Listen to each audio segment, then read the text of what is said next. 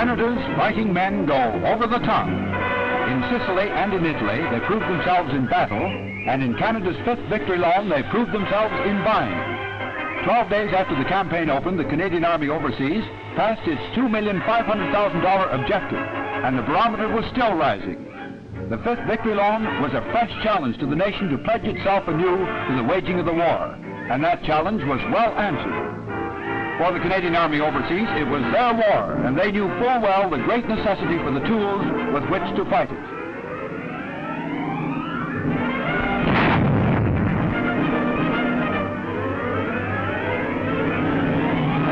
In 8 days, Canadians in Italy had subscribed $612,000, and the demand was so great that application forms were exhausted.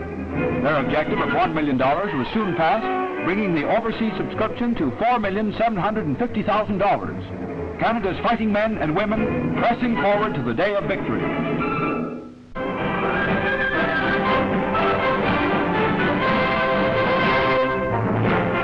Major General the Honorable P.J. Montague and other senior officers were at the airport to greet Colonel the Honorable J.L. Ralston, Canadian Minister of National Defense, on another of his flying trips to Great Britain. Mr. Frederick Hudd represented the Honorable Vincent Massey, and others included Lieutenant General Stuart and Major General Letson, also a recent arrival in England. Major General Letson, accompanied by Major General Roberts, paid a visit recently to various reinforcement units. The Free Octu Selection Center was among the places visited, and the officer commanding, Colonel McNeil, showed them the training course.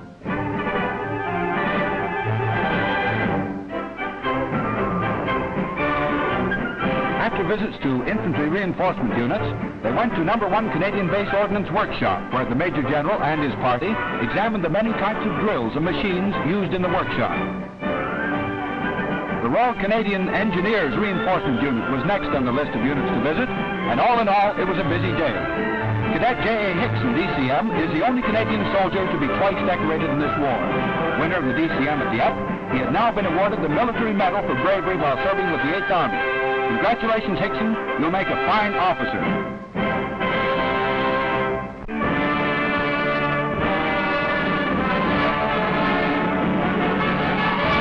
We are the veterans of this war.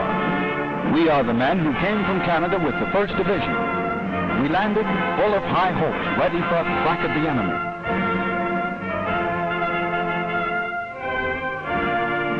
But we never landed in France.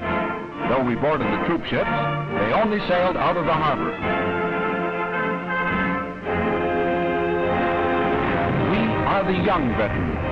We fought in the hot and blood-stained beaches of Dieppe. On a sunny day in August, we attacked against the withering fire of the enemy. We made the reconnaissance in force. We pioneered the landings in Sicily. But we are not the wounded who returned from Dieppe. They did not lie in the sun on the beaches waiting for the German stretcher bearers. They are the more fortunate ones who returned on that day.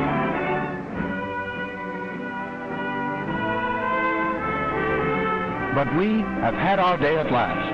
After 15 months in prison, we are on our way home. We landed at Leith on another sunny day in October.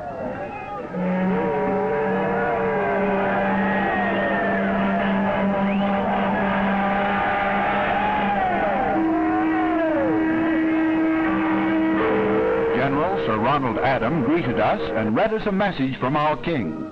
The Queen and I bid you a very warm welcome. Through all your trials and sufferings, you have been constantly in our thoughts, and we rejoice to think that you are now safe home. Even though the actual homes of some of you are in the distant parts of the Empire, you may be very sure that while you are in these islands, you will never lack friends.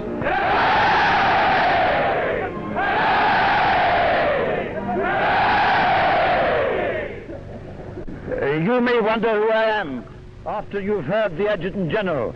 I am the Lord Provost of the city of Edinburgh, and as such the Lord High Admiral of the Forth, and it is at Leith, which is part of the city of Edinburgh, you're going to land. Those of you who are Scotsmen will appreciate very much how warm the welcome we want to give you. But those of you who are not Scotsmen, those of you who are less fortunate,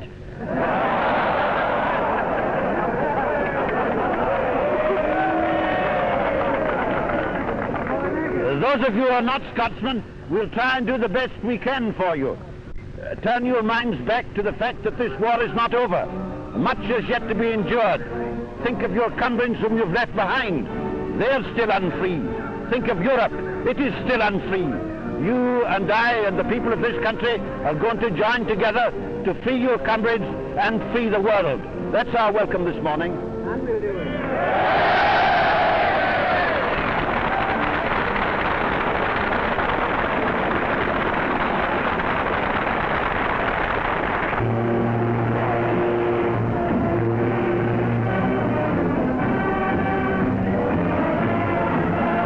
Ashore, some of us were able to walk. We may have seemed to be sound in wind and limb, but we are not, for all of us are wounded or disabled. But that didn't stop us yelling, singing, and waving to the girls.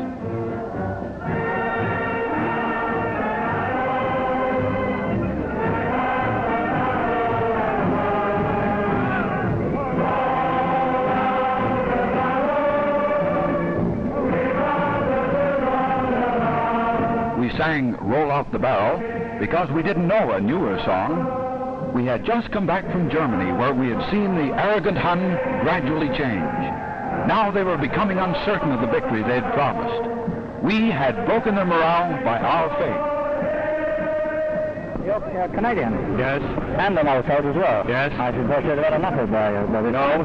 without getting captured again. How long have you been a prisoner? 14 months. 14 months? Yes. Where were you captured? Yeah, some of us landed at Liverpool. We were the more seriously wounded. Some were stretcher cases, some blind, but arriving in England gave us new hope. Mr. Massey, the High Commissioner, came down to meet us. He greeted us and wished us luck from Canada. But whether we came ashore walking or if we were carried on stretchers, one thought was uppermost in our minds. We were on our way home, and the people of Britain had welcomed us again with the joy they showed when we first arrived here nearly 4 years ago.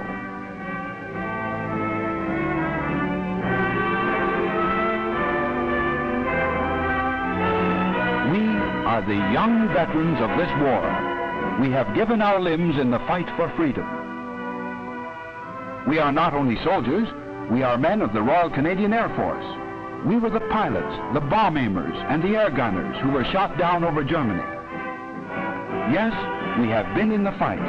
Some of us have seen the cities of Germany laid waste by the accurate bombs of the air forces of the United Nations, but now we are on our way to the hospitals to complete our cure. We are anxious now to get home.